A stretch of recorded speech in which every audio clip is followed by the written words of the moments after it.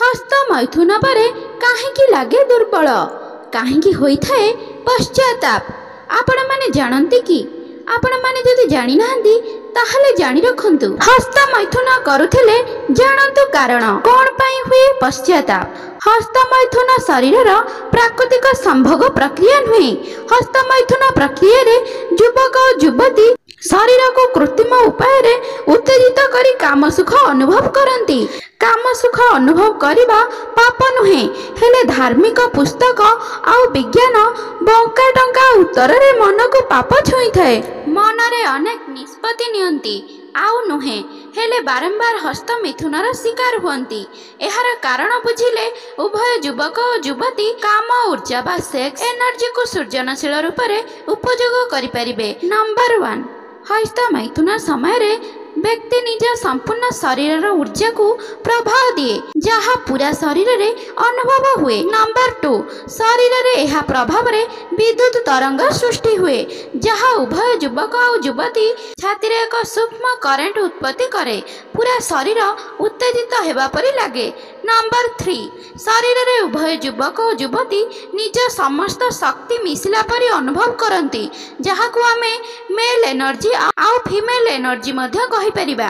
Number 4, शरीर एही उत्तेजना रे एक जागरण अनुभव करे जहाँ सुख अनुभव दिए। नंबर 5, हेले शरीर रे एही उत्तेजना अधिक तीव्र हेले बीजपात हुए अर्थात शरीर रो डिस्चार्ज हुए जहाँ फल रे शरीर रे सृष्टि होइथिबा तरंग पुणी तलमुहा हुए आउ शरीर रे एक शुष्क परि अनुभव हुए। नंबर 6, शरीर रे ऊर्जा अभाव हेले मन को नकारात्मक भावना आसे आउ मन सह शरीर खाद्य खोजे सही शक्ति अभाव पूरा करने। नंबर 7, विज्ञान कहे यह शरीर रे स्वाभाविक शरीर नुआ ऊर्जा खाद्य तैयारी करे, हेले मन रोगी कहती यह द्वारा मन को पाप भाव आसे किंतु जोग रे एने अलग उत्तर अछि। नंबर 8, तंत्र और जोग कहे जदि शरीर को तीव्र उत्तेजित न करी काम भावना आसीबो समय रे एहाकू बिना पाप आउ उत्तेजनार स्वीकार करा जाए तेबे यह शरीर को सामग्रिक रूपे प्रभावित करिबो अर्थात समग्र शरीर काम सुख पाई परिबो बिना बीर्जपात करे।